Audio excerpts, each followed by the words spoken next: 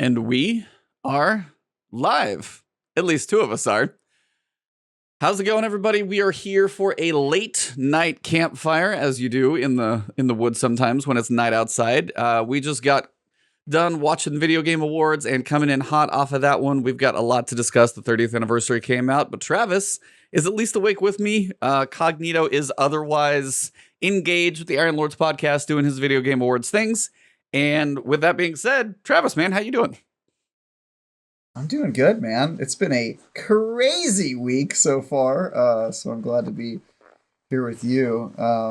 This is sort of the last thing I've got this week before I wind down over the weekend with a game review and reflect on a week that will live in gaming infamy, I think. It's been quite crazy between Destiny and 343 and all the stuff that's happening. Yeah. What have you been playing? Oh, you know what I've been playing, baby. I gotta T-ball that one up for you. Yeah, well, we'll get to the Destiny stuff because obviously I played a ton of Destiny. I basically took like a 2-day religious holiday for Bungie games, one being Destiny's 30th and then immediately following that Halo. So, obviously the last 24 hours, 36 hours really, has been Halo, man. I devoured that campaign and got 100% map clear. Wow.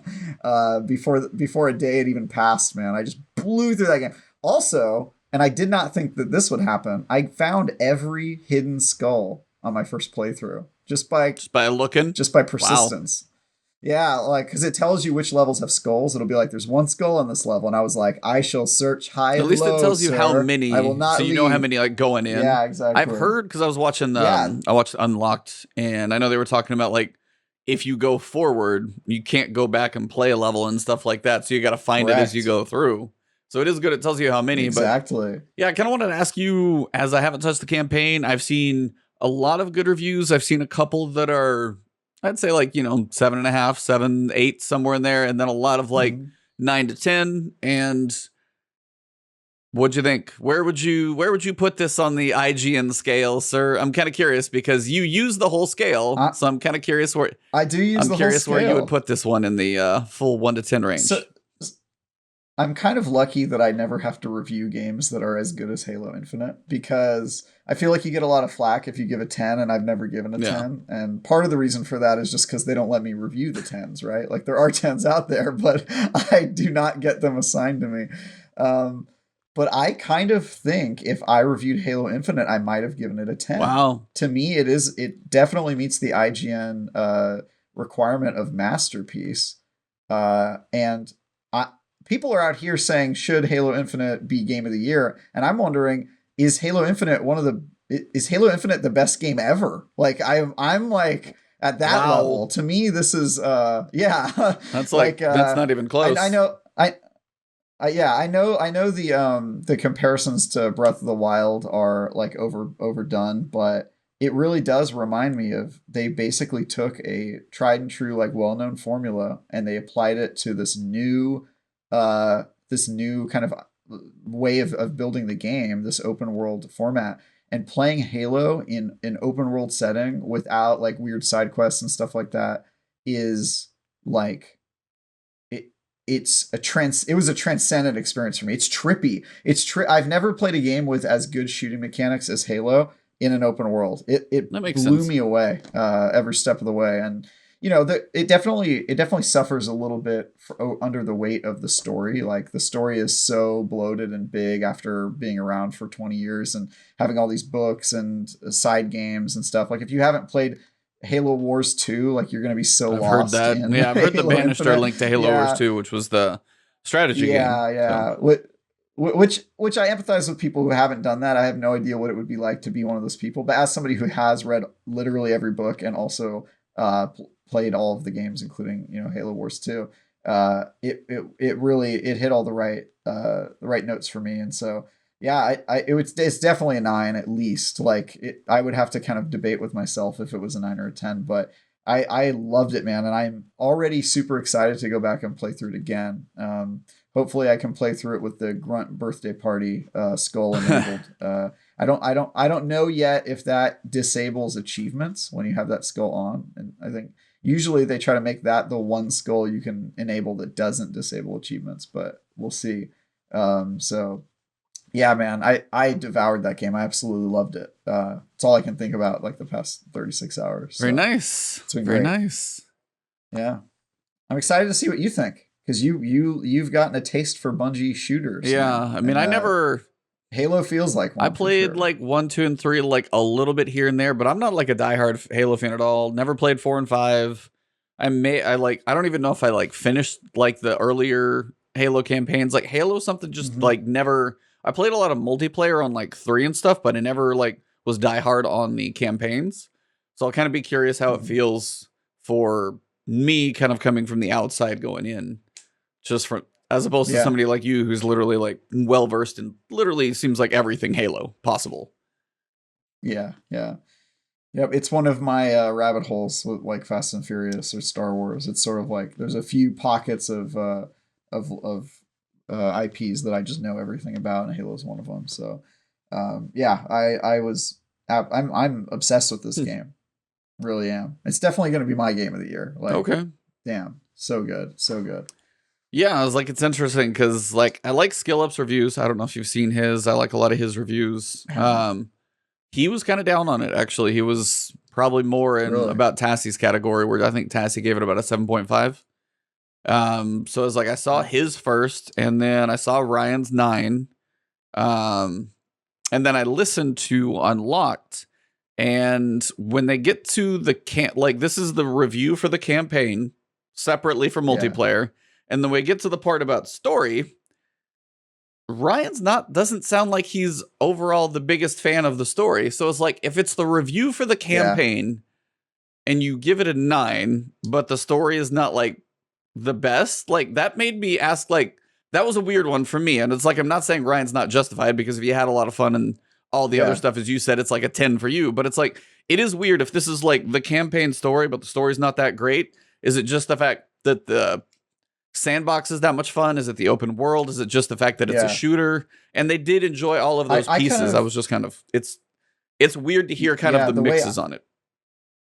Yeah, so I've heard him talk about that too. And I think the way I think of it is, Breath of the Wild was like a 10 out of 10 on everybody's radar. And that game basically doesn't have a story. You definitely can't say the story's good, right? Yeah. I think at best it just has a very minimalist story or no story at all. But it's kind of like that. Like games cannot have stories and be perfect game. It can be 10 out of 10 games, can be 9 out of 10 games.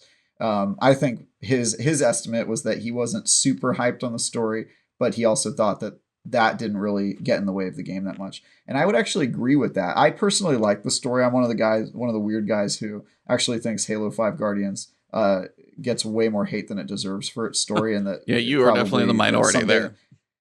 Yeah, I honestly think someday in the future people will agree with me, because the same thing happened with Halo 2, man. People hated the story in that game, and then they came around to it years later. So we'll see if that ever happens. But that seems less likely on 5. If it doesn't, if I agree with you, but the reason I think it's less likely on 5 is because nowadays we have fan reactions and feedback, and I think that's ruined storytelling.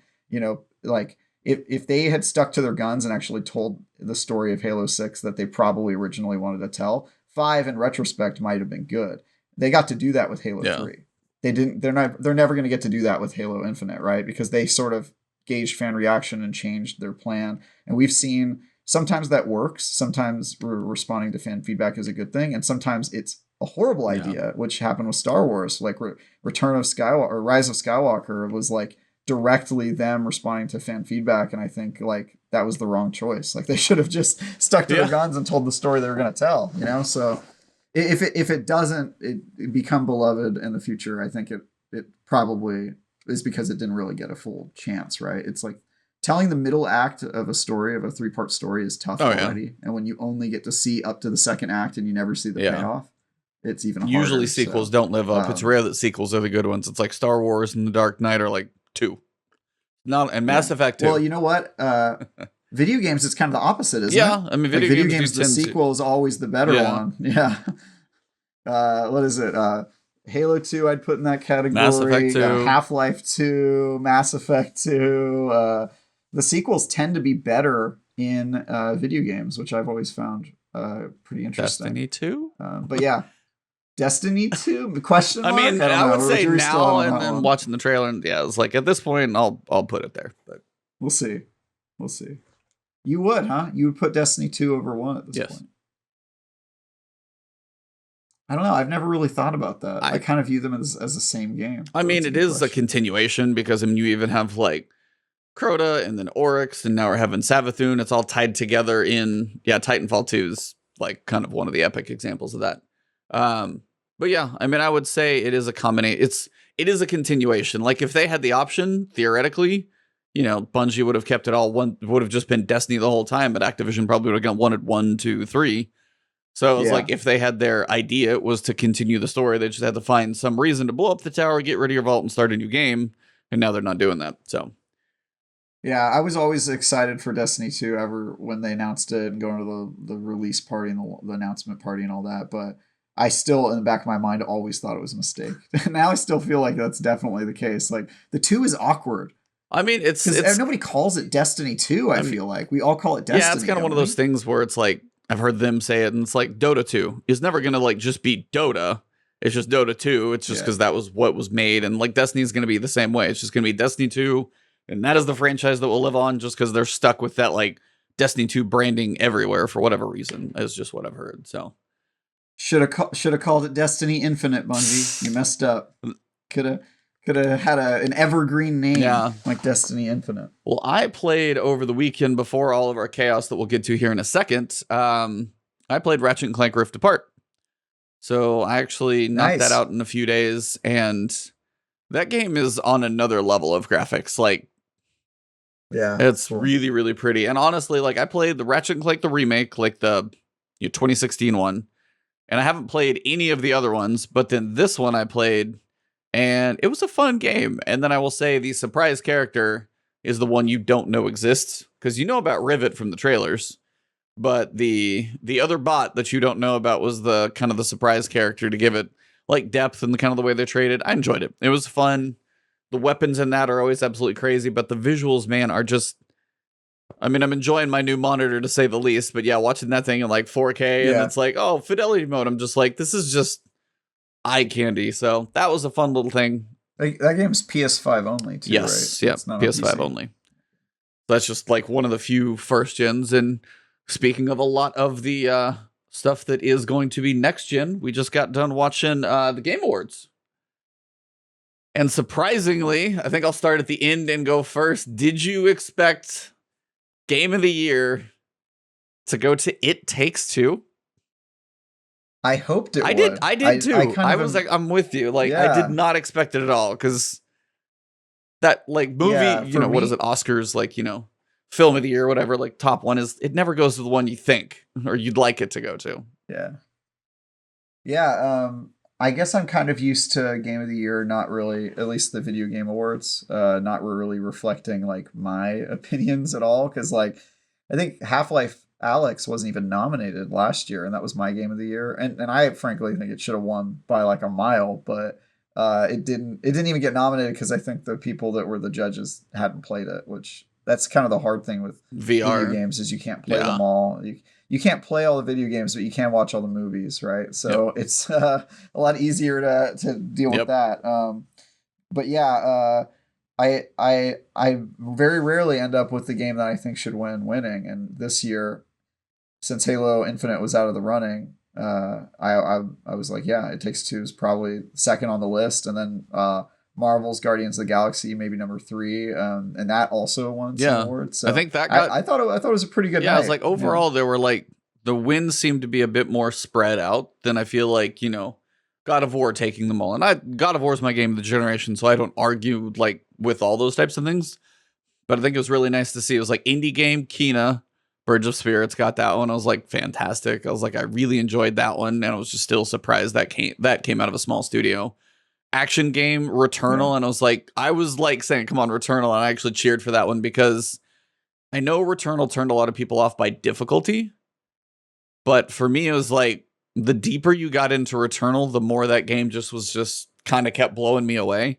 And then the bosses you fought in the environments, and by the time you got to the end and got to see everything that happened, and always the idea of like the spaceman and stuff, I'm really happy Returnal, because when it was like based around combat, I'm like, Returnal is nothing but insane combat. So I was actually happy to see that one.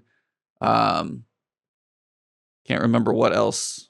God of War was your game of the generation, huh? Sorry, I'm stuck on that still. I really enjoyed God of War. Thoroughly, like.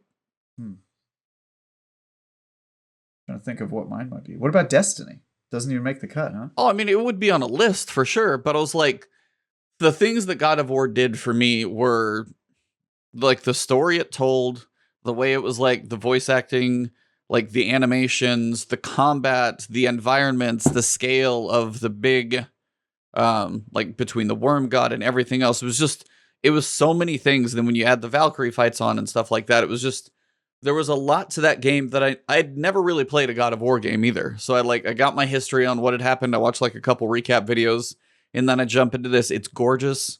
Combat starts to get fun. You have progression and like the abilities you unlock, and you actually get like different levels of armor, and you start doing more damage and get your butt kicked kind of like a Souls. And then the story starts doing this. And by the time you get to the end, for me in that one, just with the story of what it did, I don't know. It was a combination of a lot of different genres for me that hit pretty much just nailed everything I was hoping for in a lot of different ways. So yeah, for me, like PS4 generation, yeah, of course Destiny has like a special spot for everything I've been through, but like just an experience of whatever 30 hours or however long it took me to play, that was mine. Interesting. So, I mean, it may be cliche, but I thoroughly enjoyed it. So, yeah, for me, the game of the year is about what game pushes the industry forward the most and like does something we've never seen before. And so like Half-Life Alyx last year did that. I think this year It Takes Two sort of made us realize that couch co-op games that were meant to be played together on the couch can exist in a different way or are still relevant. That's why I think that was deserving a game of the year, because it did something really new. Yeah. I mean, I haven't played that one yet, yeah, but I know you've said it's like, you were just like, this is my game, like yeah. Yeah, Half-Life Alyx. Yeah, I was talking about It Takes Two. I was like, I I'm think so they really happy deserved it because it kind of reminds you like either you don't see a lot of couch co-op games, and there's kind of this theory that like collectathon platformers, they're irrelevant now. You know, they're just not part of like the gaming space anymore. And I love that this game just sort of like slapped you in the face and was like, no, there's still a place for these types of games, and they can be incredible. And I think that if you're going by the metric for Game of the Year is what shakes up the industry the most and moves us forward, I think It Takes Two like did that. Like that, it just nailed that couch co-op playing with a loved one formula. Because you played with your wife, I played with my girlfriend, and we probably had very similar experiences in terms of carrying like, the other side a little bit. Yeah, no, it was very good. Yeah. I guess that's probably why my game of the years don't get picked very often, because like God of War to me doesn't push the industry forward at all, right? Like it's sort of like God of War was like the culmination of the PS4, but as you said, like Half-Life Alyx, It Takes Two is something that like was, it's not like a landmark of like innovation, is what I would say, you know. Yeah. It's just sort of like it does a lot of things well, but I sort of tend to not like games that try to like parrot the like movies. I feel like a lot of the Sony single player games do that a lot. It's like Last of Us. It's like, okay, I've seen a movie. Like I don't need to play bad stealth mechanics. But God of War did have much better fighting. The combat in that game was great. Yeah. So yeah, Elden Ring. Man. Oh my god! Sure you want to talk about my god! I'm sure that do. Trailer, that story. Like I know it's going to be like a Souls game, so the story is going to be obtuse and reading like nonsensical. Yeah, and I'm gonna have to go watch like 7 YouTube videos to try and figure out an ounce of what's going on. But that world that like George R. R. Martin created, then they like rendered, and like the lady at the end who's now got like half an eye and she's half there, and they've got like the Elden Ring and all these like big demigods are battling it out. I'm like, yes. I was like, I am so annoyed. I'm like, please. And unfortunately, those two are like cemented. Like those two are not going anywhere. They're 3 days apart, and there's nothing I can do. They're not going to move. I want Horizon Zero Dawn to be like, hey, we need like give us another month or something, because like February is probably not a fiscal quarter for them. I'm like, I don't care where you go, but like go to the end of March. Just if all 3 are there, I'm gonna miss the discussion about 2 of the 3 games that I'm really looking forward to next year.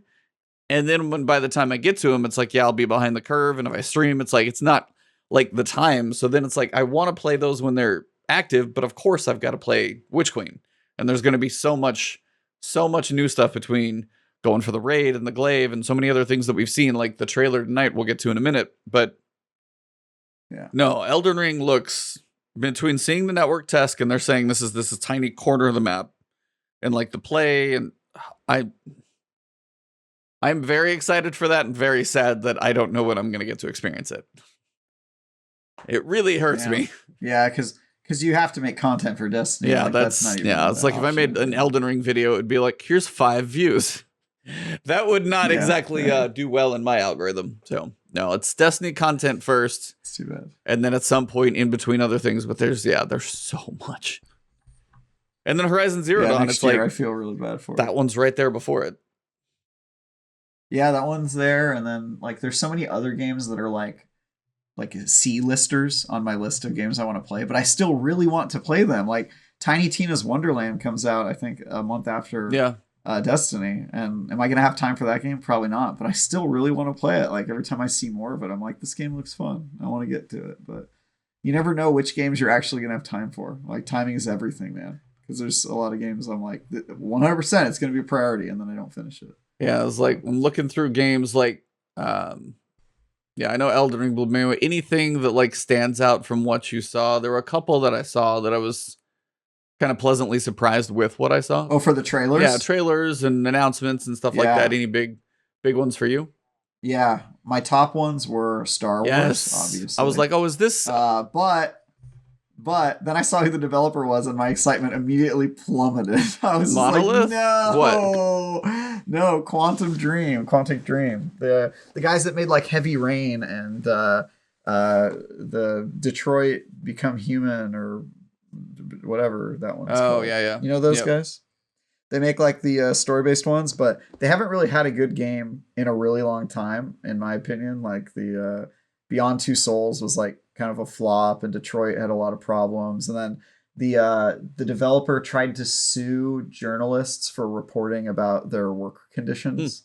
So that's fun. Like there's that, and then I also just don't like Heavy Rain. People talk about that game like it was amazing, and I played it when it came out, and I was like, wow, this story is dumb. Like I just did not like it when it came out. So I was very excited. It looks amazing, and then I saw the developer, and I was like, "Oh no, it's gonna be one of those games, isn't it?" So I immediately got less excited. Unfortunately, but fun fact: that game takes place during the High Republic era, which has almost no content to it. It's a brand new era of Star Wars that just started coming out last year, or actually, I think it was earlier this year.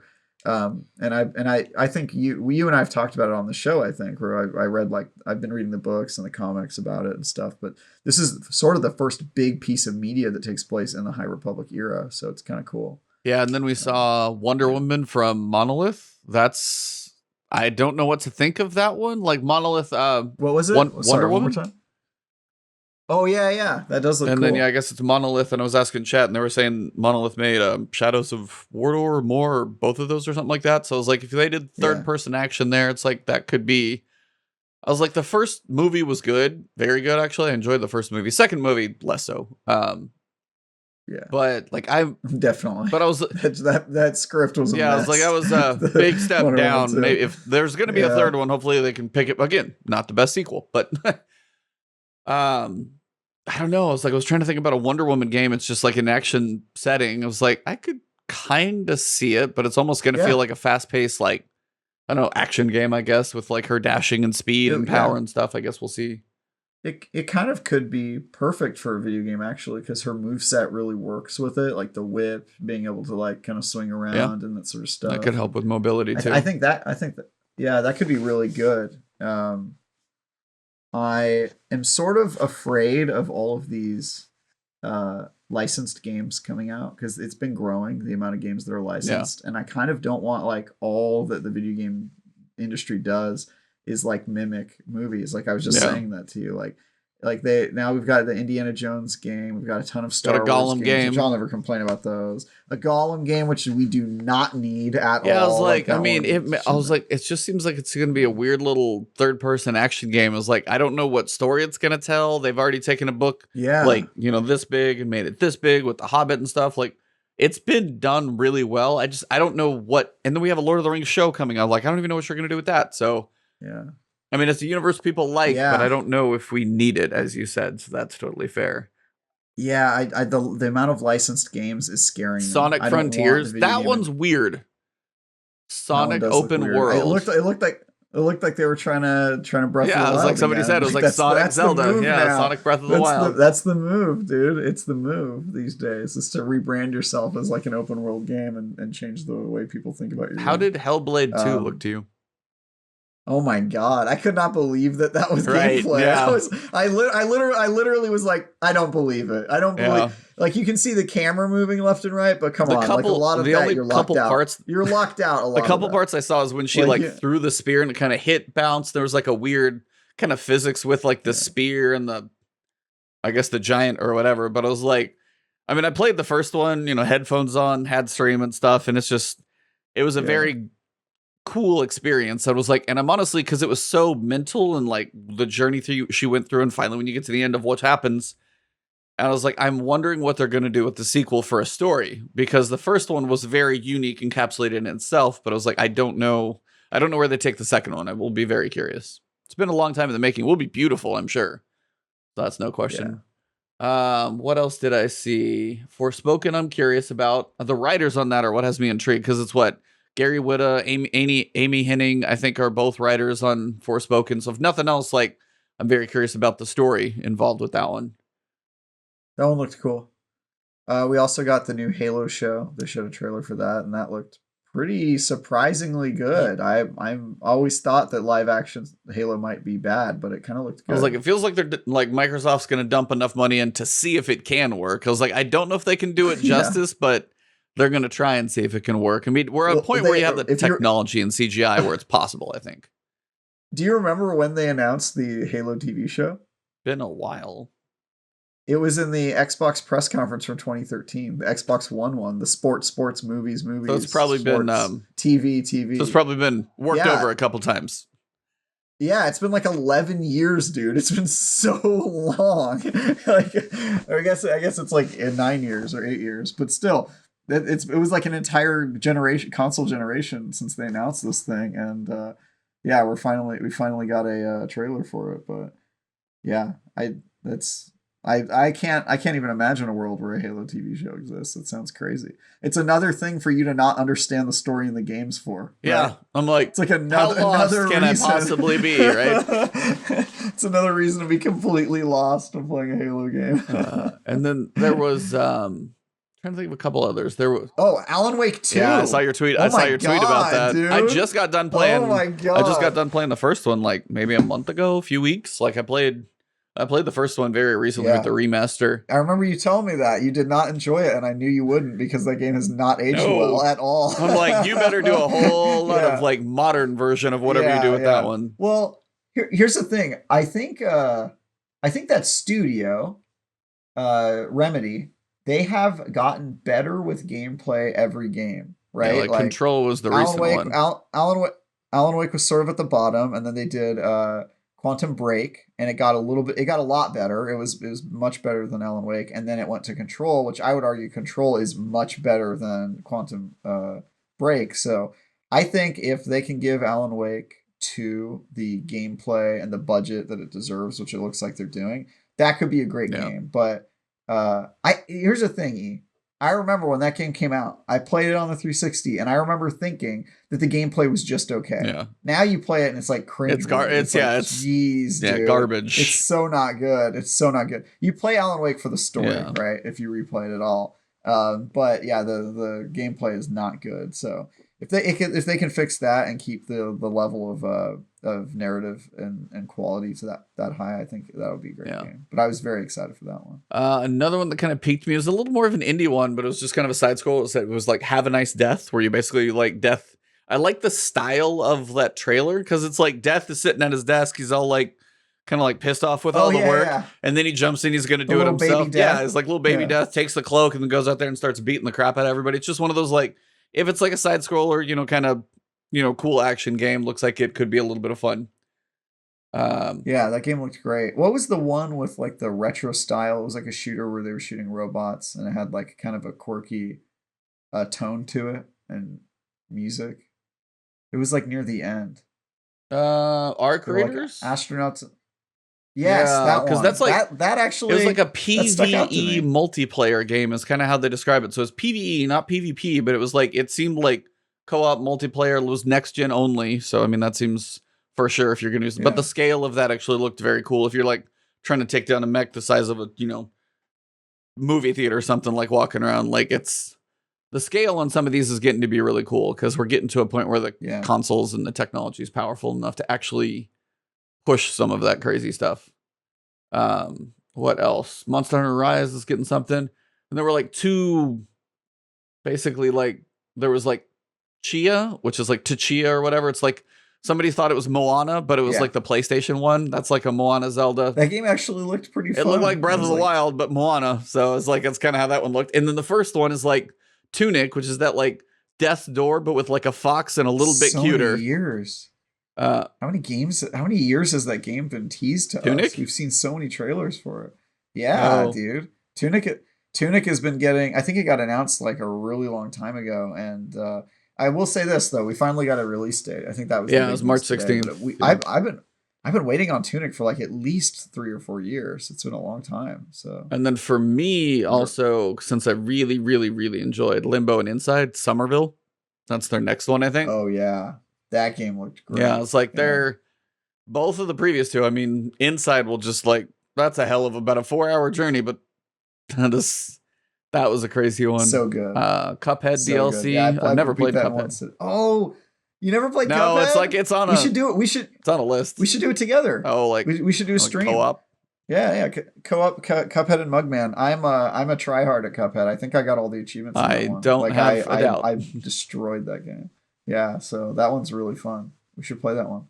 But yeah, I mean, overall, I think everything. Yeah, it was like I just like games that I need to play, and this thing kind of reminded me of it. I really want to play Metroid Dread. Like Yes, that just you should. it's like good. I have like Super Metroid's one of my favorites growing up, so it's like it feels Really? absolutely. Yeah, I was like Wow. going through Yeah, finding I- every missile, actually- and yeah, I was like, no, I played Super Metroid hardcore when I was young. That's funny. Super Metroid was also one of my favorite games. I didn't play the first Metroid game until I was like a much older man. But Super Metroid was like amazing, Yeah, dude. I never Like, played the first Metroid either, but yeah. yeah, Super Metroid is the one that like that's the one I know. Oh, I went back and played Metroid when it was on the Wii or something like Yeah. that, like when it was more portable. But yeah, the moment in Super Metroid that always blew my mind is when you get the super run and you're running super fast. Yep. And then all of a sudden you can just blow through doors and run over gaps and stuff like that. And that just like blew my mind. I was like, oh, that's so cool. Yeah. Like, it changes the way you think about levels. It's just so awesome. We did not actually. Some people are kind of wondering the Chrono Cross leaked remake thing that's kind of floating around out there. I've heard Chrono Cross, not Chrono Trigger, the sequel to it that was on like PS1 or something like that. I never played it. I played Trigger, and that's like literally one of my favorite games of all time. But Chrono Cross. Wait, this wasn't a trailer. No, this did to that, not. was it? It was leaked, like that it may exist, but nothing happened. Oh, I see. So that was one I was actually curious if it was going to show up, but it didn't. And the Guardians of the Galaxy, I still Interesting. got to play for sure. Yeah, you should play that one. That's good. I'm very close to beating every game that was on that list. Psychonauts 2 is my last one. That's the but other yeah. one. Yeah, Psychonauts is on my list too. Yeah. I know Cog really liked It's on it. Game Pass. Easy to Yeah. play. Yeah, Cog liked it. Ains actually says it's his game of the year, and I think he's including Halo Infinite in that. Wow. Which really surprises me because that guy loves Halo. And I was like, damn, that's crazy. That's your game of the year, huh? So, but yeah, I didn't think the nominees were great, but I'm happy with the ones that won. Yeah. I for mean, sure. especially for like It Takes Two, when they said that, I was like, that honestly kind of blew me away because I did not expect it. You know, Deathloop got some 10s in places, and I know everybody's all over the place on that game for reviews and thoughts. And I had a blast playing it, but I didn't think it should have been game of the year. Like for me, I don't even know what my game of the year is. Honestly, I've been trying to think about that as I have my list of stuff I've played through, but I don't actually know what my game of the year would be. Sounds like It Takes Two is probably the one for you. I mean, It Takes Two is like really cool. I'm trying to think. Returnal's also up there. Returnal's also up there for me because, and then Grime wasn't even nominated for an indie, but man, I played Grime and then it ruined Death's Door. Because Grime was like an action, like it was a 2D, but it was like you're this weird little rock thing, and by the time you get done, you're like, what the hell just happened to me on this journey? Combat's amazing, boss fights absolutely whooped my butt. So I do that, and then I get to Death's Door, and like everything seems to be a pushover, and I was like, yeah, it's kind of cute, and I'm this little bird and dealing with death, and I know there's like, it just didn't, the gravity after Grime, like Death's Door was like, it's like, it was cool. It was a tight little game, but it was like, after Grime, knowing who made that and how it was, and I was like, it just didn't hold up after playing it. I played like stuff I played this year. I beat Miles Morales, Spider-Man, Hades. I played this year for the first time, and I'm like, that game's also fan freaking tastic. So it's like it's hard not to. Yeah. But yeah, for more this year, it would be between It Takes Two, Returnal, and Grime would probably be my top 3. And then if I was gonna do top 5, Deathloop might be on there for me, and then maybe Kena. Probably, I think. Really, you like that one? I was surprised that one indie game. I feel like, what were the other nominees? I felt like there were better ones. I thought I didn't actually play Kena Bridge of Spirits, but trying to remember the other. My girlfriend played it, and I helped her get through the boss fights. So I feel like I played. Yeah, the boss fights were tough, but I mean, it was just, especially the first act was like really cool story. I don't think so. Huh? It kind of reminded me of like the way you think about Death's Door, because we've played Souls games, so Kena games are like, the boss fights are like not hard in that game if you've played Souls fights, so it was fun though. Yep, it was a nice game. It looked beautiful too. I'm surprised that counts as an indie game, to be honest. I mean, it's like kind of like cheating. Like it's their first. They had some Sony backing, I'm sure, at a point, but they do animation, like that's their thing, and that's what I was like. That was one of the things about that game. Like when you watched her just do like a flip and land, it looked like a Pixar movie. Like did a true like flip land physics hair bob. Like it looked so tight on just every movement in that game. That was just kind of one of those for me that it was just like, yeah. And that's. But I guess. Sorry, I thought the definition of being an indie game was you didn't have a publisher. Oh, I don't know. And they do have a publisher. So Sony's their publisher. I mean. I thought. Yeah, I don't know. Like it got backing from Sony, but they are a really tiny team for what I know. Yeah. So, I wonder what the requirements are. I should look into that for that category. I wonder if it's like a certain amount of employees or. Interesting to see. Yeah. Well, we've also been playing a little bit of something else. Yeah, well, there's a great segue here, which is we saw a trailer tonight at the Video Game Awards. Indeed, and I haven't seen a trailer like that for Destiny in a very long time. Like you gotta say, indeed, indeed. But we got a live action person trailer, and even if it was just a girl talking to what sounded like Ikora, that was cool. And apparently, most of what we saw basically takes place in first mission, which I haven't gone back to rewatch it yet, but it does seem that like I honestly wonder how the Hive Guardians are going to be, like if you're going to have to do the finishing squish on their ghost. You're lagging, E. I know the stream is like struggling bad. No, you can keep talking. Like, unfortunately, we're just gonna have to power through because I can't help it tonight. Yeah, I'm wondering if you have to melee kill the ghost every time, because that seems like a huge pain in the ass. I don't know if you'd have to melee. Only animation or you could do a finisher. That's the only animation they've shown. You could do a finisher. You do. It seems like. But so you have to be within finisher range. Maybe you might have to do that. Maybe there's a certain timer on it.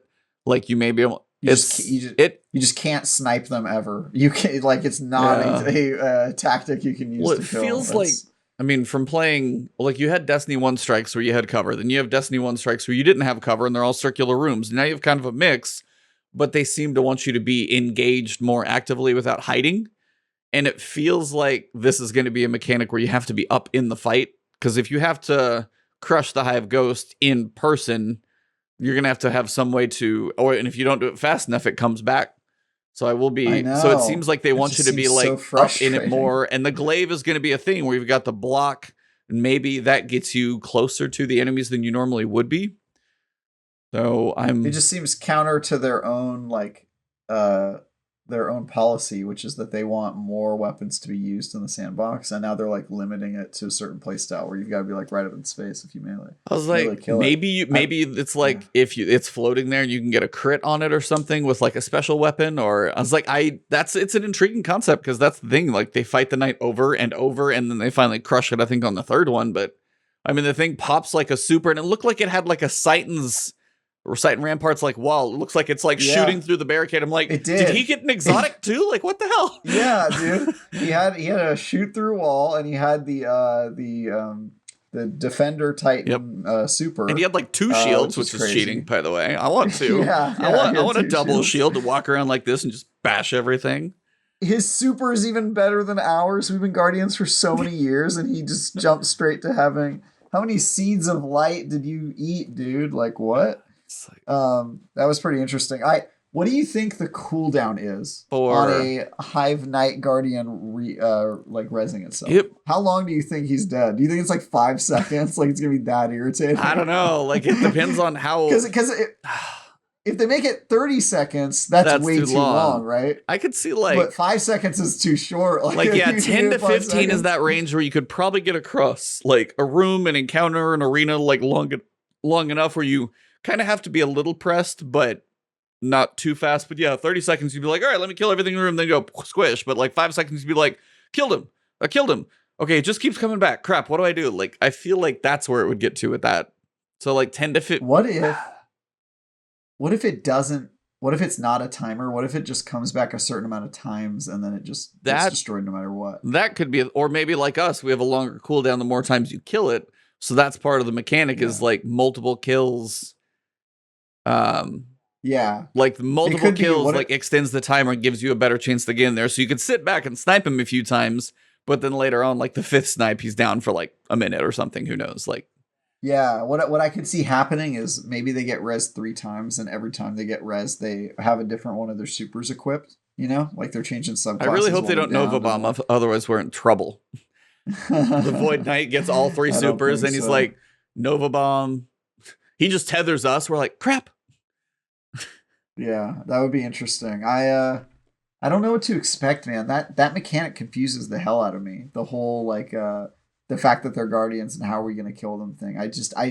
I don't have it in my brain yet how that's gonna work and be fun, because I could see it just being annoying. It'll be like kill confirmed. Yeah, you know, like they drop the little what was that mode called?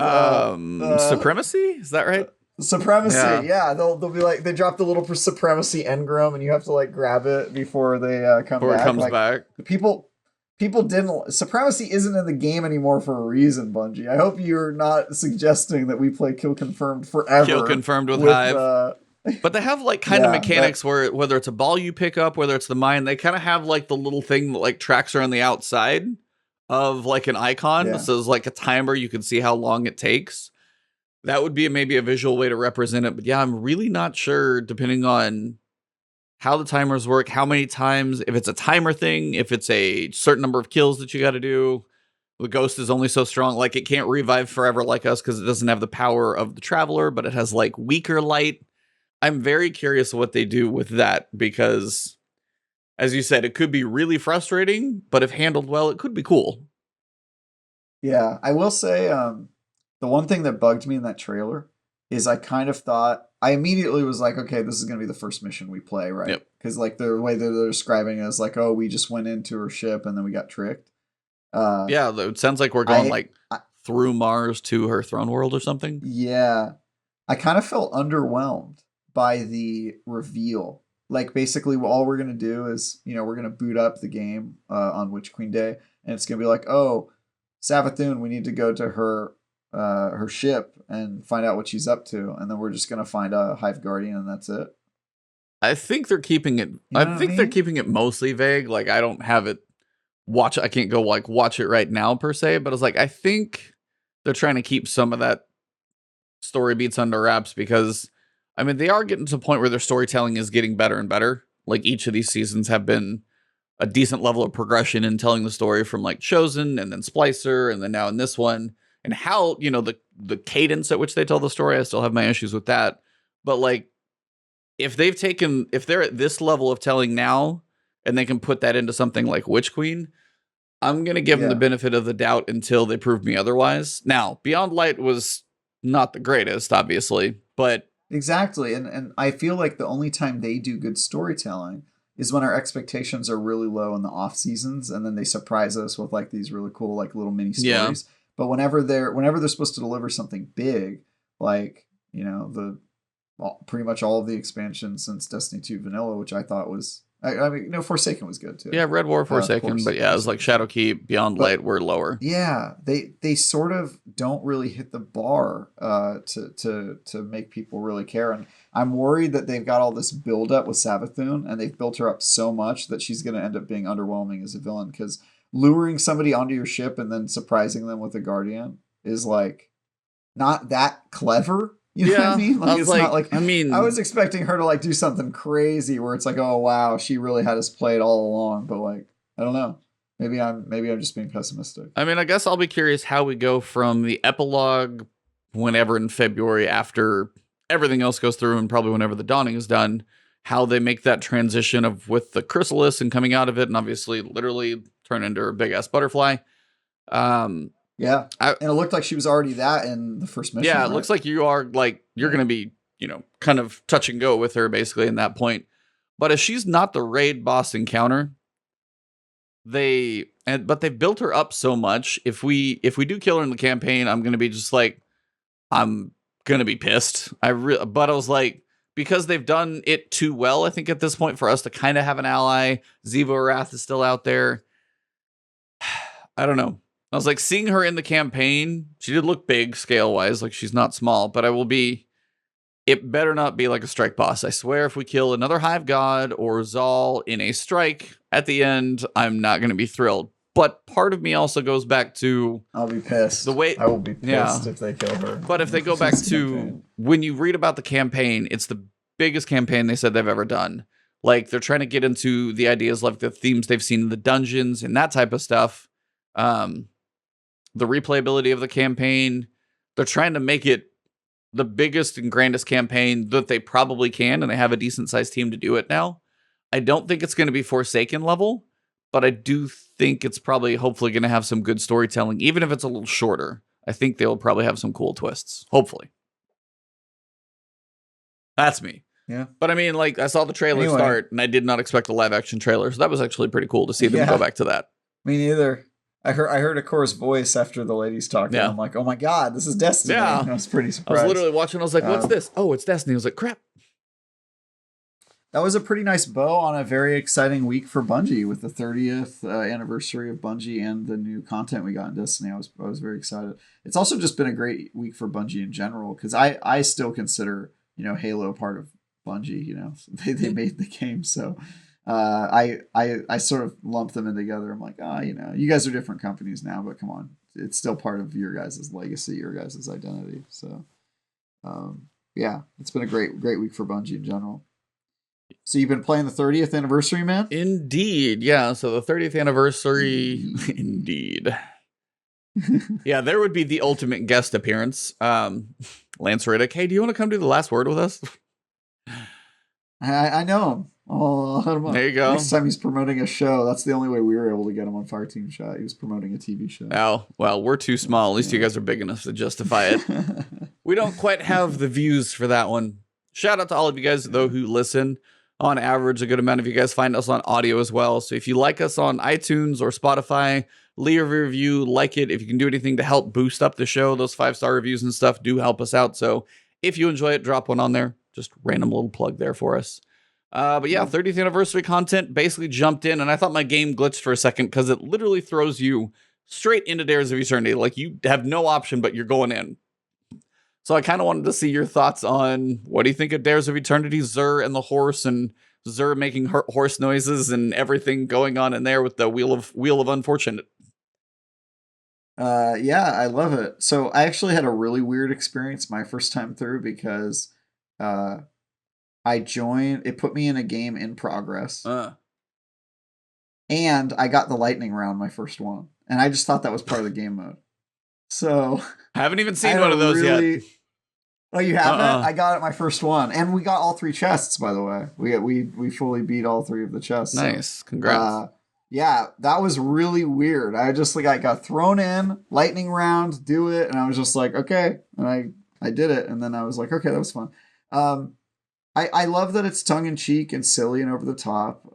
I wonder how it's gonna do for longevity because I did it I think 2 or 3 times, and I was already like, okay, I've seen enough of this. Yeah. Let's go do the dungeon. It's sort of, I don't like any of the six player matchmade activities. I just even Menagerie, I was like, I'm not gonna spend a ton of my time doing this. So I was like, I do like at least, and it's one of my complaints about Sundial. The boss room was always the same, and it was kind of an annoying thing to me because it was always like you have 3 different time zones. Yet you would always go to the same boss section every time until we finally got to like where they came together week 9 or whenever that was. This one, at least of the 2 that I've seen mostly Hive, where you're fighting the Knights, or you're fighting Crotus copies. And then I saw a Cabal one who's like up somewhere completely different. So at least those 2 alone are different. I don't know how many others there are because I haven't done the Vex one. I haven't done Fallen one. I did a Fallen encounter with like Hive, but I haven't fought like the Fallen boss or anything. Right. So it. I think I've also only done 2 or 3. Oh no, I did Taken. I did Hive. I think maybe I did Vex too. But yeah, I did a couple of them. But yeah, to me it's like, okay, I really like the gimmick parts. I like the guessing which door, and I like the wheel spins, and the lines are really funny. But lines are only funny a few times. Yeah, times you hear them, and I was already like, okay, I've heard that line before. Like the third time I did the matchmade activity, so I feel like it'll burn out really quick, like they always do, right? Like these 6-player, they kind of. We're gonna have to play it no matter what. Like I have to play that mode because there's exotic emotes I want to get. There's a catalyst tied to it. The exotic catalyst tied the to exotic catalyst for Forerunner, the pistol. Ooh, and that one also I have to get Forerunner, which requires you to play Dares of Eternity. Right? That one you don't have to do too many times for the gun itself. Nice. I've probably done like 5 or 6, and I got to level 4. But you have to get reputation level 16. Basically, max him out. And somebody said it takes like the bounties don't help the progress. Doesn't matter if you legendary or master. Somebody said it's just like amount of times you have to do it, and somebody's like, it's 68 runs. Oh, I could be wrong. I saw somebody say 68. It could be like 40, but like to get the catalyst, you have to bump up the reputation to level 16 to get this. Like it seems to be, it's like the only thing sitting in the game that would make sense, and I think that's what it is. But you have to run Dares of Eternity enough times, whether it's like 20 hours of playtime or whatever it is, to get the catalyst for Forerunner. And it's just time in that playlist. Holy crap. That is unreal.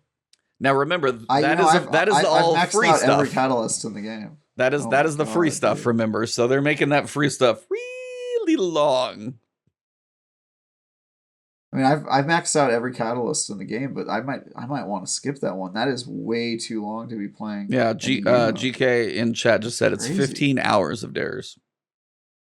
Probably on average. So you have to play 15 hours, period? It basically seems like, because you can't really, like, Legend doesn't seem to give you more reputation.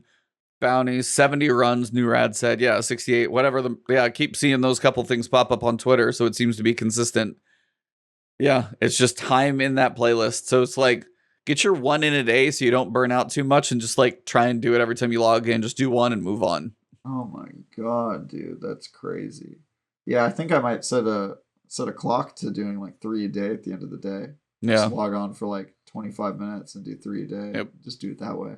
Because like that's binging it is not an option at that rate of play. That's way too much. That is, you could go through all of Grey's Anatomy at that point. God, Paul Tassi loves these 6-player matchmade activities. He loved the last one too. What was the hacking one? Override? Was that right? Because he had Expunge and Override.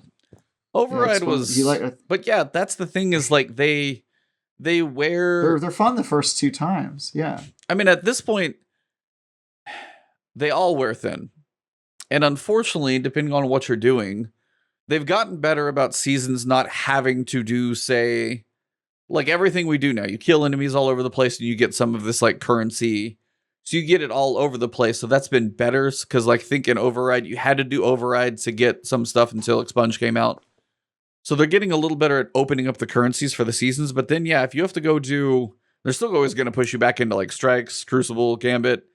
And we've just done all that so many times. And it's like, and yeah, we're deep into it.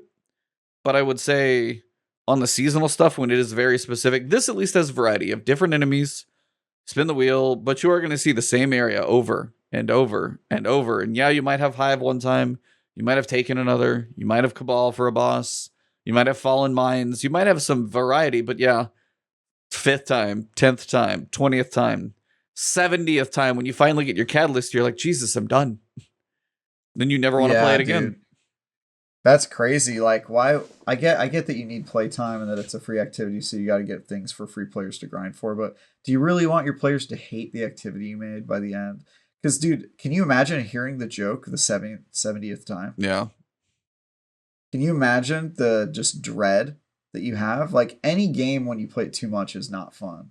Unless you're Mark Medina playing Super Mario 64, like any game you play is too much. Like, my goal is never to hate a game, and Destiny seems to try to make me hate it sometimes. So I think you're right. I think you got to set a day goal for yourself, 3 a day. I think that's got to be it. Yeah, just space it out. Jesus, dude. That's the biggest thing.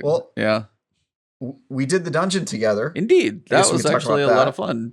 Haven't actually played with you before in Destiny, so that was fun. That was our first time. I know. That was our first time playing together. First time somehow playing together. You've been on the podcast for how long now? So I know. Yeah. I played with Cog a few times, but I don't think we've done like an activity together. Yeah. Like, you know, like a major one at release. Because we actually played.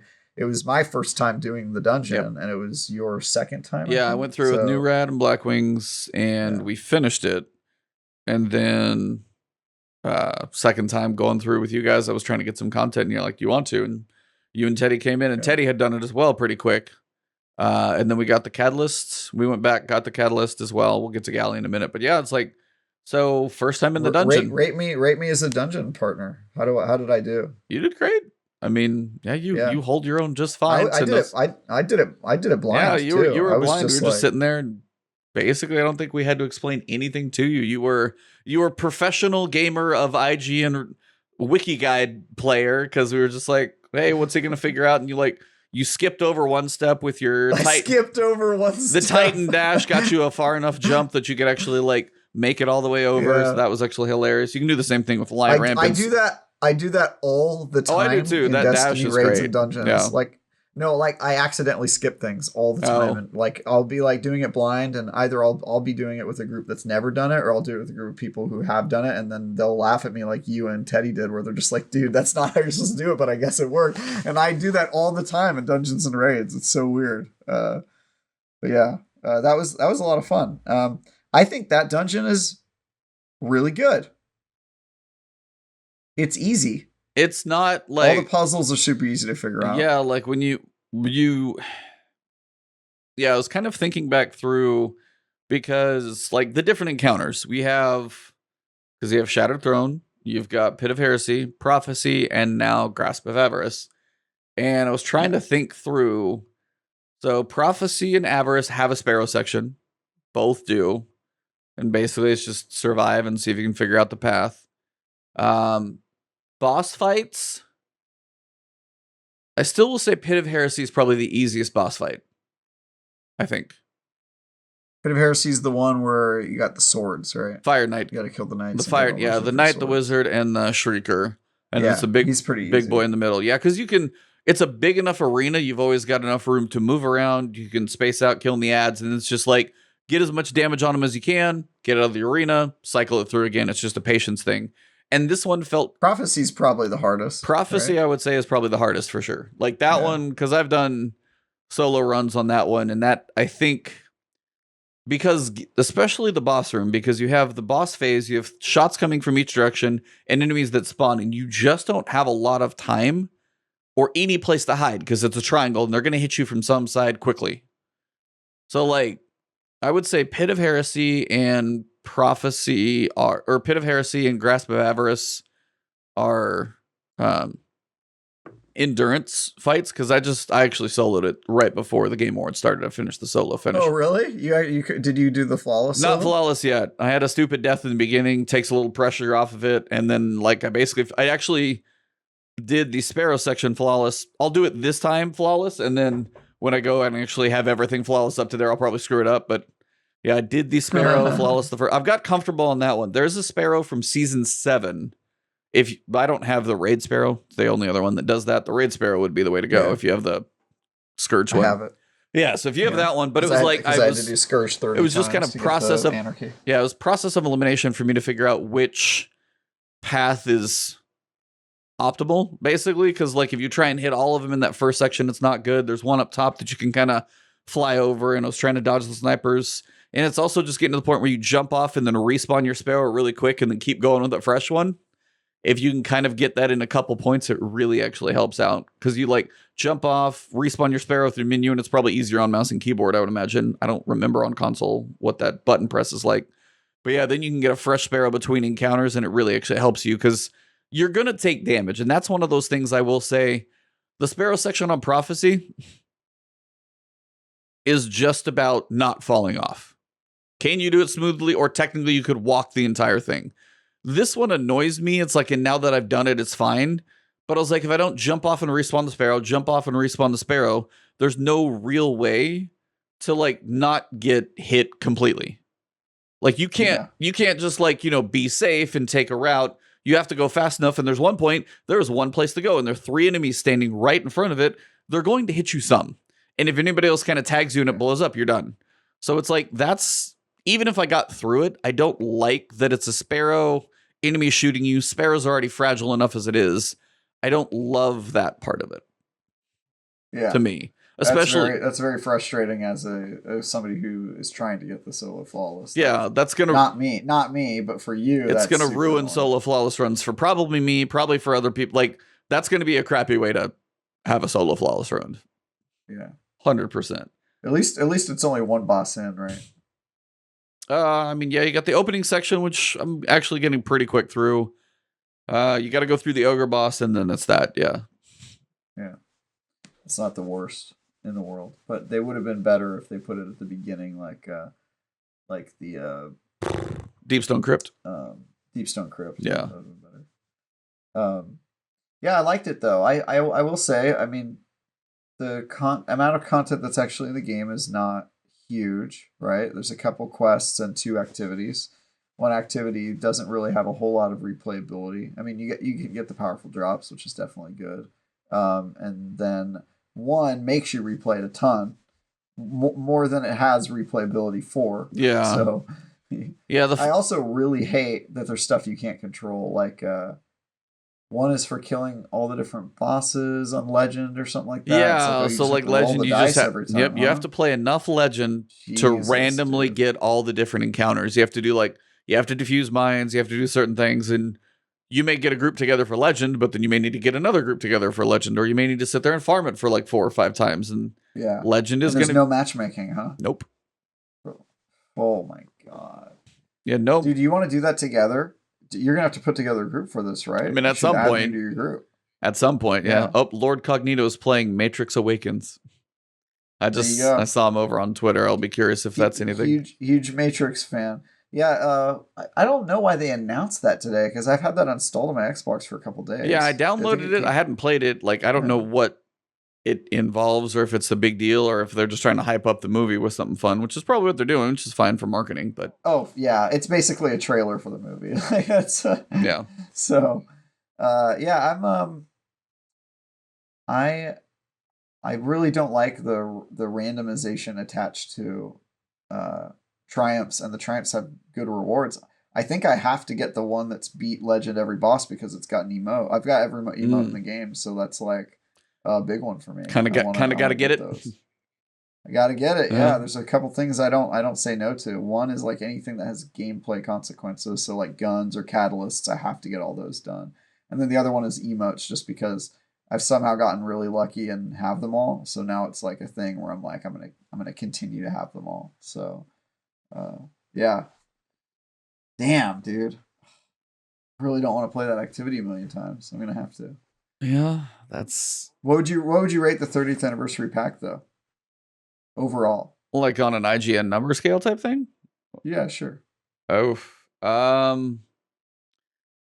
it's like that's the other thing I've seen somebody else like. Is it worth the $25? You can start with that question. Like, are you somebody who has ever bought an armor set in your life?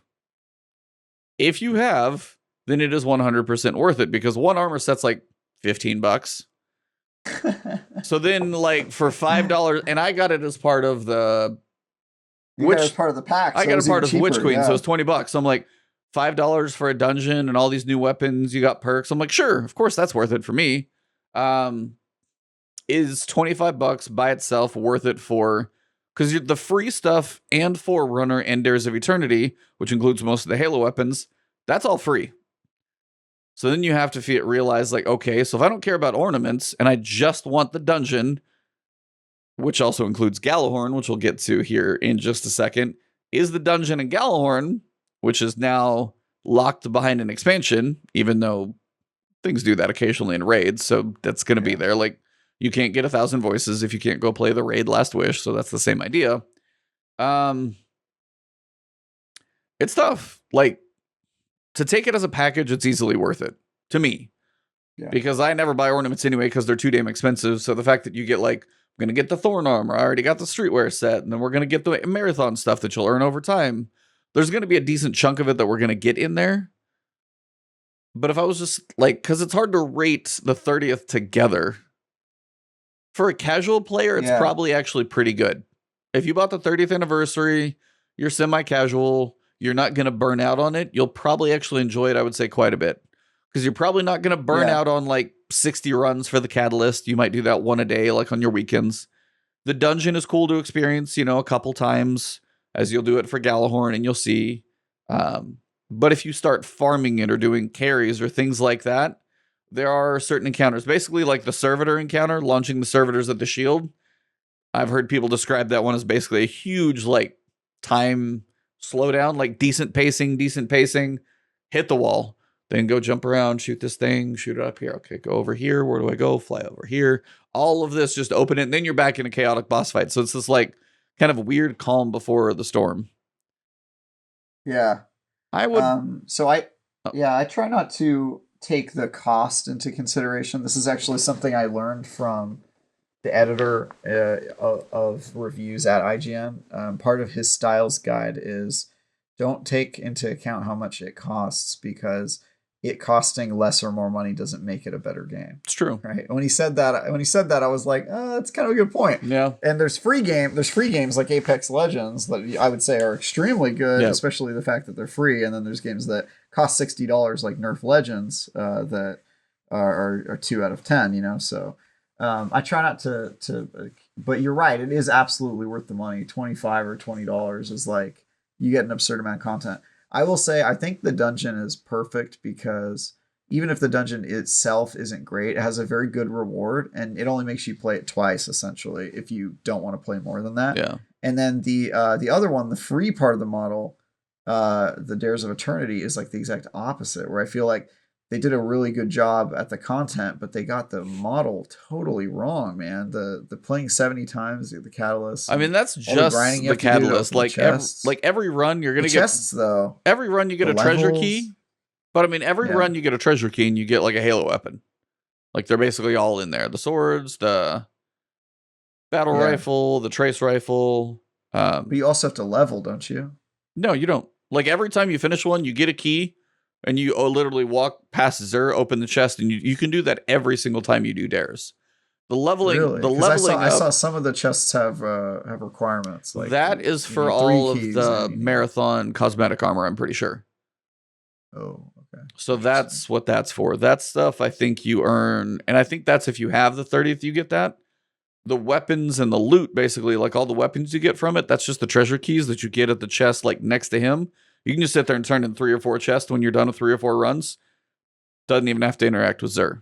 So the weapons themselves are just that little chest at the end. And it's just how many treasure keys you get, which is how many runs you do in dares. So the loot is not as bad. It's just the catalyst is the long grind. That's the only long grind in there, really, for that one. If you, It's such a valuable one though, and I really want that one because I love the Halo pistol. It's like perfect Magnum. yeah, I watched a video. Astacross did a kind of a review on it and basically said in trials it is going to be spicy. Oh, now I have to do it. Shit. Oh, I hate that. Because like it's hitting 80 or 90, like 50-meter shots. Just it's a 3-tap. It's a 3-tap. Like 50-meter range because it's like stupidly long. It is special ammo, and I think you start with 8, but that's wow. It is like the Halo Magnum. It's like got a scope and 50-meter range. It's crazy range, like 3 taps from really far, and you start with 8 bullets, which is 2 kills, pretty much if you can pull them off. So I mean, it's definitely like the skilled people in trials are going to do some nasty stuff with that. I think for sure. Yeah, that's crazy. So yeah, sorry, I'm replying to the comments. No, you're good. So yeah, Trials isn't on this week since we have Iron Banner. When I logged in, I was like, oh god, yeah, Iron Banner's on. I don't even care at this point. But yeah, next week when Trials comes back, that catalyst is going to be potentially one to go for. Because you get like a frag grenade with it or something. You get like the Halo frag grenade. Yes, that's what it was. I saw that. Yeah. I haven't figured that out yet. But what is it? How do you activate that? You get a kill with it or something, and then you get to throw it. I don't know, or it consumes all of your ammo for the frag grenade, something like that. I think I don't remember, but it's like that's amazing. I saw that in the trailer and it blew my mind. I was like, "What? That was a frag from Halo!" Right. Like the way it bounced and everything. Exactly. I was just like, "That's crazy." Yeah. Well, if it were accurate to Halo, you'd be able to throw 4 of those and then also shoot. Just spam all the grenades. Yeah. Thank God it's not that grenades. game. Yeah. Yeah, I know. That's I've been on a Halo kick right now. So. Oh, it sounds like you're living the fun life there. Well, per Cog's recommendation, apparently Destiny isn't a game for me. That's what he keeps telling me on our every time we talk about trials. He goes, "You shouldn't be playing Destiny, you should be playing Halo because Destiny isn't for competitive." And I'm like, I disagree. I agree that the competitive isn't good now, but that doesn't mean it can never be good. So I actually saw Hogue, which I saw you guys trading a couple tweets. Hogue Law. Yeah. I saw him. I know what tweet you're gonna reference. He's talking about the gunplay. Yeah, he was saying like the gunplay for like Destiny versus Halo, where it's like Destiny's. There's more going on. It's like I know Halo is like the gunplay sandbox, and now we have space magic and Destiny. So depends on what you're used to. And it's like, and I think right now people who have been waiting for like a Halo game are getting a very good Halo game. I just don't know how it's going to compare to like shooters and abilities and everything else that I've experienced when I go through and play, especially not having the, nostalgia attachment and everything else. Like you and I coming at Halo is going to be very different. So I will be very curious when I play the campaign. If I'm like, yeah, that was kind of like, that was a fine 7, 6, 5. Or if I'm just like, oh, that was amazing. And I don't know where it's going to be. But I was like, we won't go deep onto how that thing continues. But I was like, do you get more in a year? Do you get more in 2 years? Like what is the cadence of like the campaign? Because they're not going to do the seasons for PvP are not related to the campaign, right? You're right. I would be very surprised if that were the case. But I think it's going to be sooner than you think. I think it might be. I think season 2 will launch with something because season 2 is taking 6 months to complete. Yeah. But we'll see. I will say this. Let me ask you this. Would you like smaller nuggets like that? Or do you want a 2-year... here's 2 more sections of the map that we've bolted on and we've expanded it, or there's now like a map and you go like, where do you want that franchise to go? Having experienced Destiny now for coming up on 7 years to 8 years, if they want this to be the 10-year model, which you've heard that before, how would you like to see it delivered being a Halo fanatic? I would prefer the larger ones that take longer, personally. Yeah. That's just because I have fond memories of that with Destiny, and like Destiny with Halo, I kind of like to take breaks to play other things, and I don't like it. I don't like the FOMO of Destiny sometimes, where it's like, well, you better play Destiny this week because it's got a limited time story that they're going to take out later, and I just really don't like that. So I would prefer larger ones, but I will say this. I did not reply to Hogue's tweet about Halo, but I completely disagree with it. Well, what he said about the gunplay, the moment-to-moment gameplay, what I think has happened is there's been this proliferation of shooters giving you powers. It like started with BioShock, right? You had like the left hand and the right hand, and now it's every game has got to have that hero shooter element where you have like a list of powers and buttons that are kind of You'll have like 3 abilities and an ultimate or something, basically. Because even when Plants vs. Zombies did that, which is a hell of a fun game, by the way.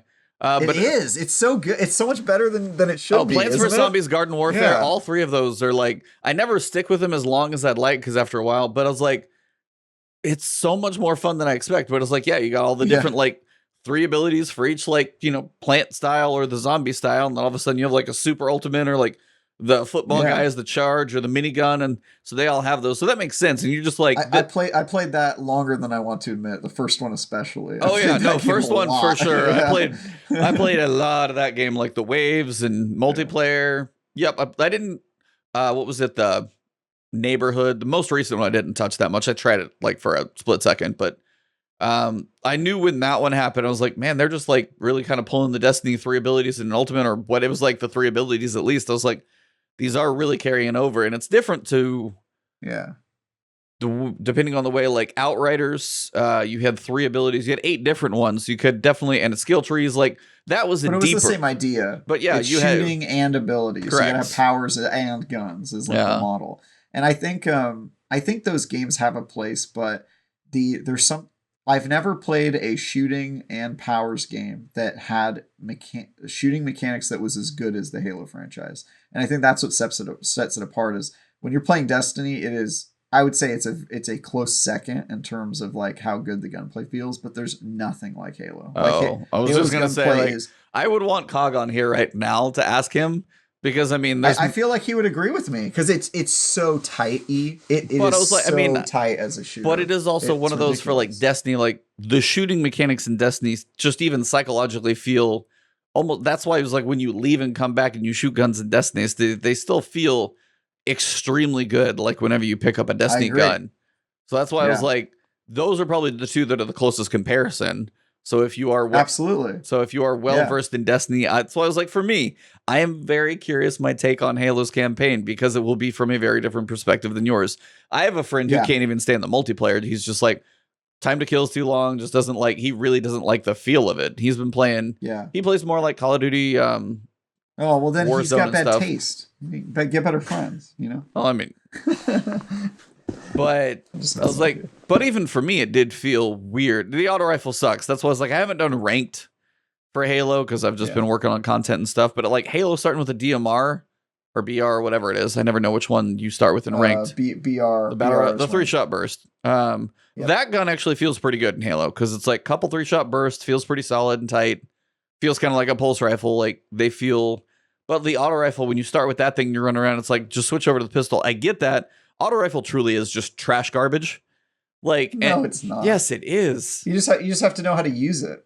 In Halo, it's reversed. The auto rifle is a close range weapon, and the pistol's a long range. Even though that's the opposite. Yeah, that's backwards of all things in the world. Yeah, but that's always been a thing in Halo. And so if you're up close with somebody and they have like a BR or a commando or even the sidekick, you're gonna beat them if your beat is on them the whole time, because it just destroys them at close or even mid range. But you just have to kind of like learn the weapons. But that's the thing, is you don't really get a chance to do that in multiplayer.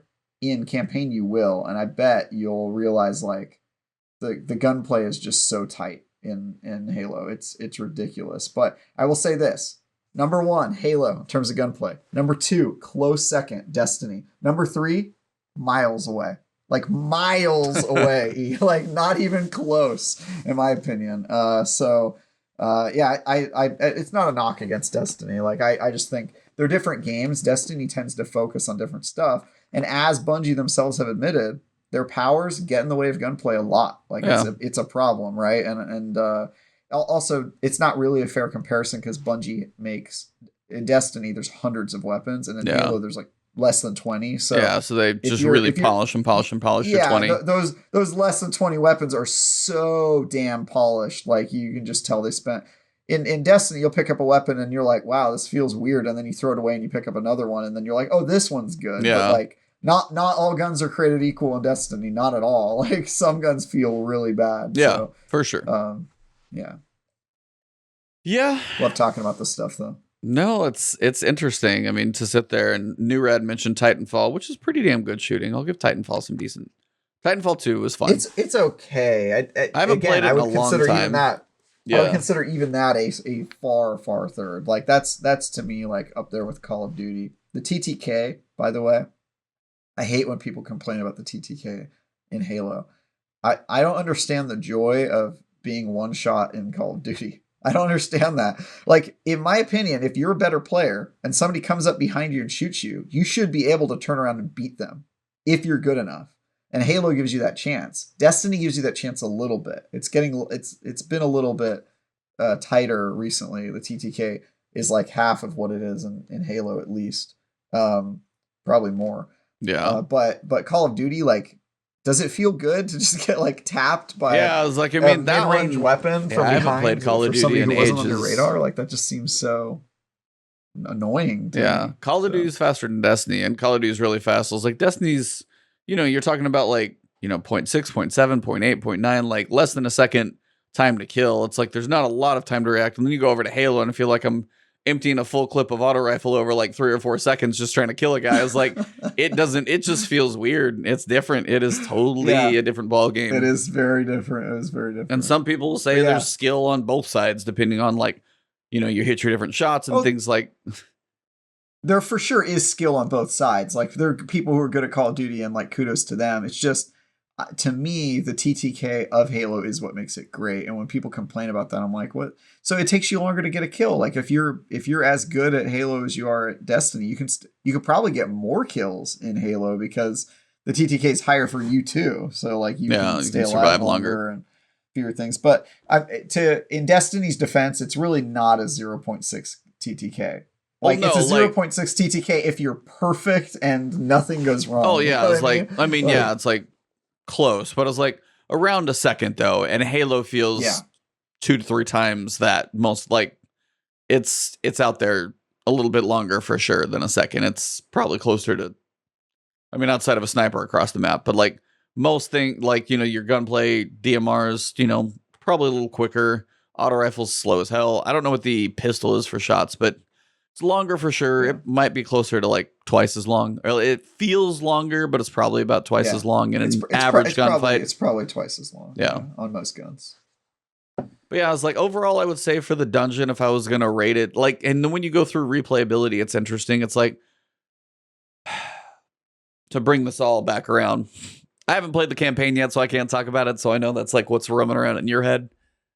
Yeah. So I'll have to get to that one when I can. Man. I will give it a chance. Go into it with an open mind, and I will say it does do for Halo what Breath of the Wild did for Zelda. Like it feels like the game is the same, but in a totally new context, and just like roaming around the world and having that good of a shooting sandbox in an open world just feels magical. Like it feels so good. I can't get it out of my head, but I was really happy with all the Bungie content we got this week, man. I was like, I mean, I think right now I'm high on it too. I think I'm good on it now. I think talk to me in about January 20th, where I'm on the cusp of like, are we there yet? Yeah, that'll feel very different, and that's always hard for any season to get that far because previously we've had, hey, why are you logging in to play this repetitive content? Well, you got to do, go through this activity once or twice and then do this activity for the story. We don't have a story that ties into this one. It's just kind of a cool activity, going after loot and then going after triumphs and other things. So there's less incentive to log in for, I guess, weekly players. So like, even for me, if I'm like, I'll do this and then I'll play some other stuff. It's like, do you want to grind the hell out of the stuff that's there, or do you space it out with other things?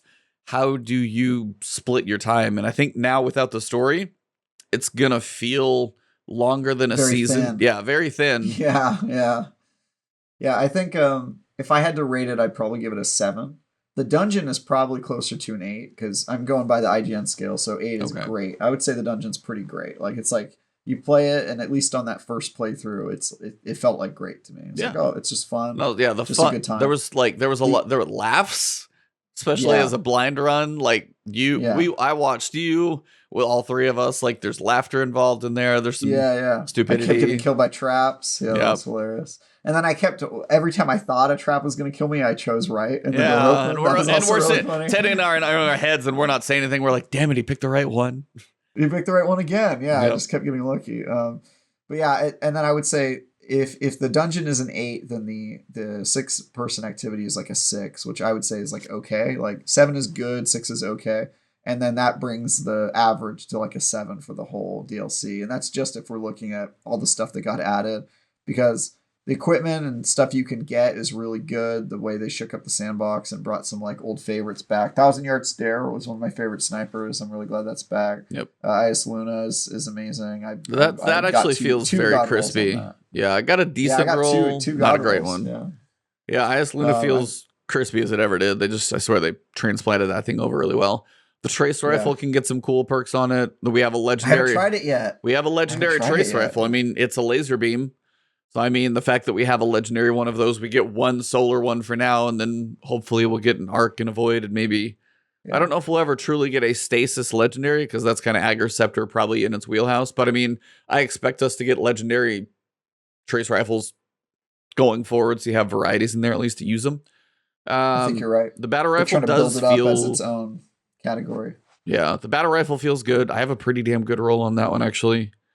BXR 55? Yeah, the BXR. Halo reference, my friends. Yeah, you said that was like a glitch or something?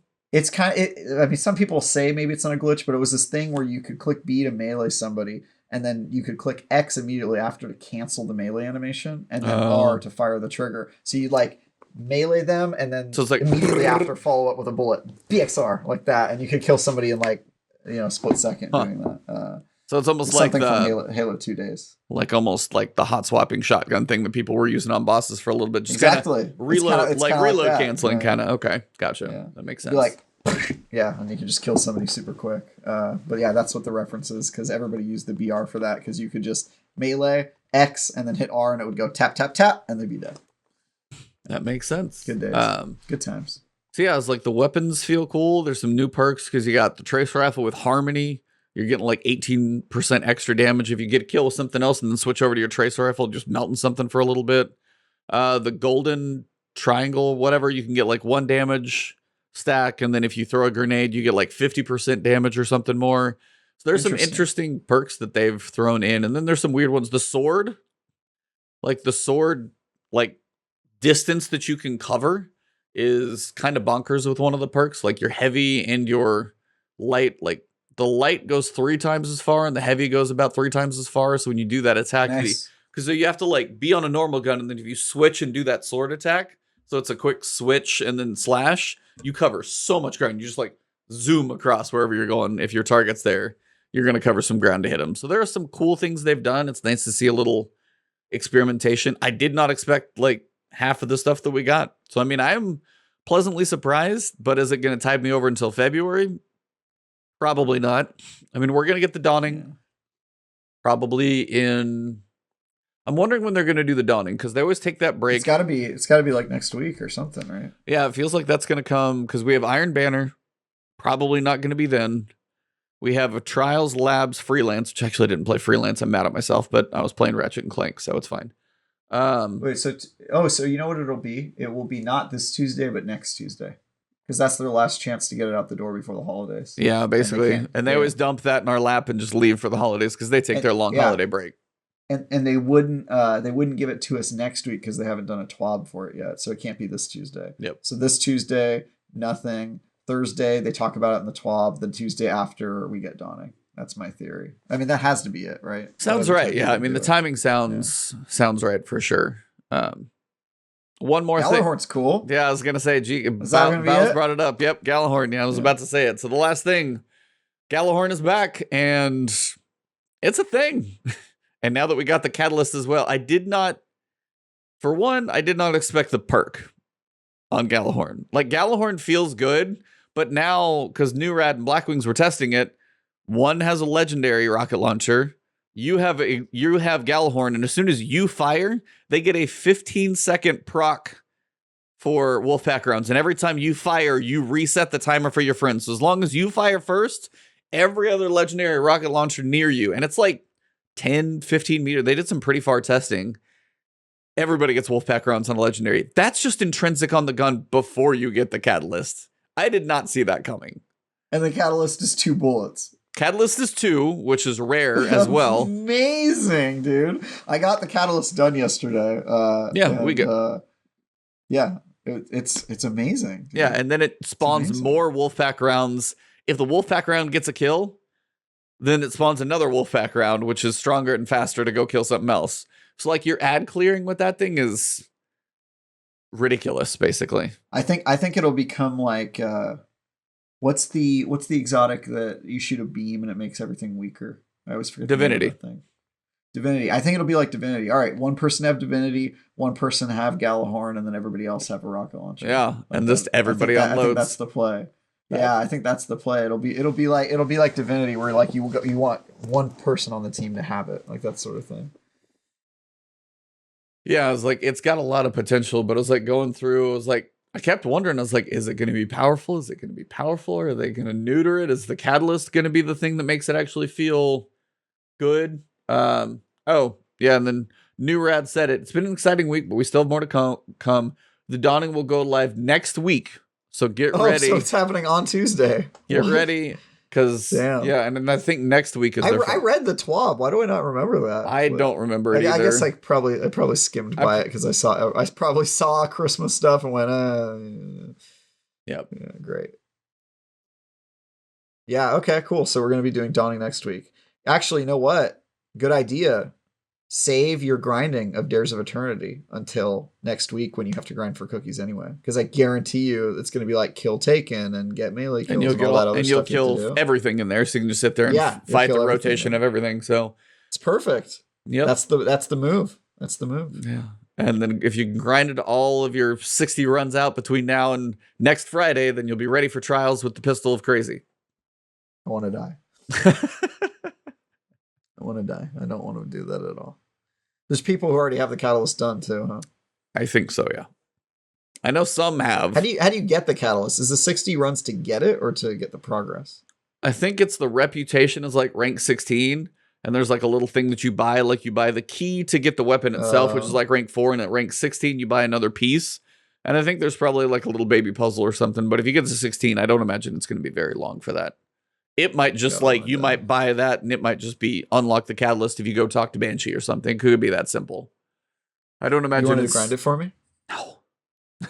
No. You ain't sure? Yes? I'm hearing yes. No. Chat, drop a Y in the chat for yes. That's a big no. We're going to drop some F's in chat. We're going to drop some F's in chat for Travis. He's going to grind my Dares of Eternity for me. Oh, look. Somebody already typed Y. For yes. I just already typed a whole bunch of RIPs, so we're out. Alexa, shut up. What are you talking about? Oh my God. Why is Alexa talking to me right now? Are you guys hearing this? Yeah, I can hear it. I don't know if Alexa, they can. Shut up. God damn. I need to get Alexa out of this room. It's dangerous. Oh, we got a Y. That's one vote for me. Yeah. Well, that ain't happening. They all heard you say it's yes. Not happening. It's not even close to happening. I'm sad. But yeah, it was like, I mean, it was a nice injection. I think it's going to give, I mean, the free stuff is cool. So, I mean, I think the people who don't buy anything have some cool stuff to do right now. Log in a little bit, work through your grind a little bit. You got an exotic as a free player, which I did not expect. I really thought Galahorn was going to be tied to the dungeon, and I was right. And then all of a sudden, they get a free exotic as the pistol, and that thing's pretty powerful. So the fact that they gave free people a good amount of stuff may take some of the value away, some people might say, from the 30th. But overall, as a package, I feel like it's not a bad one. I just feel like it's going to run dry for people who grind it too hard, too fast. So yeah, my advice is we've said, like, space it out. Do your 2 and 3. If you're going to do the Dawning, space it out over like the month. Do your grinds a little more then, but just space it out. There's not a lot at this point until you're going to be baking cookies, and then we're going to have an epilogue on like February 15th or something. Like 2 weeks before, we're going to get the epilogue, see what happens with Savathun, and then Witch Queen comes out, and you're going to review that one. You heard it here first.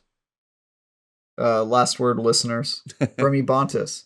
Don't grind it too hard, too fast. That is valuable In and outside of Destiny. In and outside of Destiny. Don't grind it too hard or too fast, Yeah. guys. It works with Destiny. It works with salt and pepper shakers. It works with other things as well. Yeah, just and with all of those things, with all of those things, if you do it too hard, too fast, you may experience some discomfort. That's right. This is what happens when the podcast is going on at 11:58 p.m. my time. Yeah, we have fallen off the rails. We have indeed. Well, happy midnight, my friend. Let's try to end it before midnight for you. Yeah. So 800 kills after you get the catalyst. That's a lot. So many kills. So then you get to level 68. Honestly, I'll just be happy if you get it, though, right? Oh, if you get it, yeah. Well, just all I'll say is go to the Shattered Throne Thrallway. They're never going to stop running at you. And then just put all your ammo finders and everything on and just keep shooting stuff. So. Well, oh, boy. Yeah, that's about all I got. Yeah, I'm going to be grinding a little bit here and there and see when I jump into my backlog at this point. Between the Downing and my backlog is what I've got between now and the week of February death that I just can't stand. It just bugs me so much. Brutal, man. And it's getting closer every day. Like it's actually not that far away. I kept thinking of February as being like really far away. And now I'm looking at it, I'm like, oh dude, it's like in 6 weeks. In like 6 weeks, it's going to be February. So that's exciting. But now that I'm done with Halo Infinite, like I beat the game, I'm going to go and do a solo legendary playthrough, like on my own time. But now that I'm done with it, for now, I'm going to just get back into Destiny and like grind out everything there, bake my cookies when that event comes around. And then I actually love this time of year. All the games are out and I have a lot of free time because I don't have a family. So I just get to like chill and catch up on video games. It's a glorious, glorious time of the year. So yeah. We got, trying to think how many shows we've got left before I will be out for the Christmas holidays because I'm going to see my wife's family. Wow. Didn't even give me a Hanukkah break, man. I was here on Hanukkah night doing a show for you guys. How does that feel? How does that make you feel? Which one? I actually don't know when Christmas is. What day is that? 25th? 25th of December. It'll be a Saturday. But we'll leave actually that Thursday. So we will leave. There's not even a TWAB then anyway, so it won't matter. So won't miss much during that time, which is good. Next week, got an episode, kind of our last one. Talk about the Dawning and stuff like that. Get Cog back in here, get his fresh impressions on Halo. Yeah. Get his impressions on all of the Destiny stuff. If he's actually picked it back up, he was on a Destiny hiatus for so long. I'm curious if he's jumped in or if he's still stuck in Halo. He had to, right? He had to that day. Although, you know what? After Destiny and Halo came out, I saw him posting that he beat Guardians of the Galaxy. Yeah. I was like, this guy hasn't played either of the new games this I think week. He was working like, on I think he was working on Guardians for Defining Duke. I think he was trying to finish that because they were potentially either going to do a spoiler cast or something. He wanted to kind of wrap that one up. But I was like, I'm sure he jumped in. By next week, hopefully he will have. But yeah, we'll have to pick his brain and see where we're at. We've got a good guest we've been working on trying to get him on, and hopefully we've got that squared up. So but yeah, you guys will find me streaming, making content, and if I do variety of other things, like Halo, for example, that'll probably be on Twitch, and then YouTube will be a whole bunch of Destiny for now. What about you? You got one more review, and then you get your breather. I get one more review for my breather, but before that, I would like to say to everyone in the chat here, thank you for watching the show late at night, and if you're here, you guys should each try to find one person in your life who does not listen to the show or watch Ebontis' videos, because E has been making some awesome content for the new 30th anniversary. And, if you see a blueberry who looks like he needs some help, you should guide that guardian to Ebontis' content, because he's making a ton of videos about the new stuff. How to get Galahorn, I think you did. How to get all of the what are they, chests? Yeah, they're like the collectible messages in a bottle. You can get an ornament. I got all the bottle. Yeah, the Galahorn, how to get the 3 chests with those. I got the 4 exotic quest tips and then Galahorn. So yeah, I've put like 5 videos out in the last couple of days. Been busy. Go ahead and share an Ebontis video. That's my that should be your New Year's resolution, is to share some of his videos.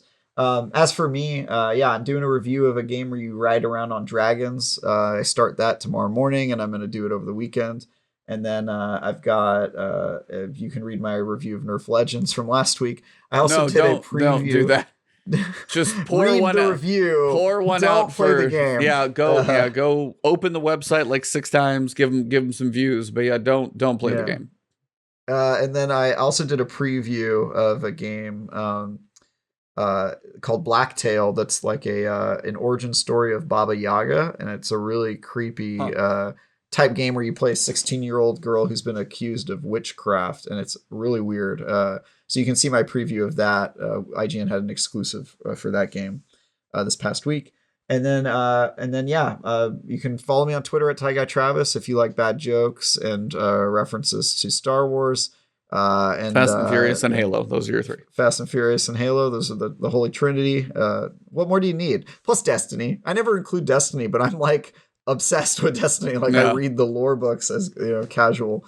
Just bathroom reading material. Just got the it is lore anthology in there. Let me go and read through more of that's like my bedtime book, is I'll just read Destiny lore. And then you can read all my stuff on IGN.com, and I do a show on Sunday mornings called Bitcast as well, if you want to hear me talk about video games. Ains was in here at the start, so he jumped in. Ains hopped in. I asked him to, actually. I was like, nice. I'm gonna give us some views, so glad he stopped by. Cool, that's it. Good show, man. We missed Cog, but we managed. Yep. Managed to get about 90 minutes out of all this craziness. Well, thank you guys very much.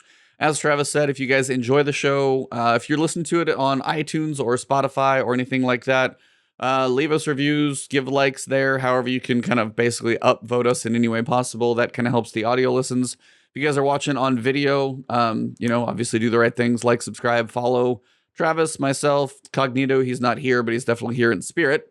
And then as for me, just, find a video, drop a like, sub to the channel. You can find, join the channel as a member if you want my emotes when we're doing these chats live and everything else. So yeah, episode 176, the 2-man show. Once again, we hold down a pretty good show, I'd say. I think so, yeah. I think we still do a pretty good one.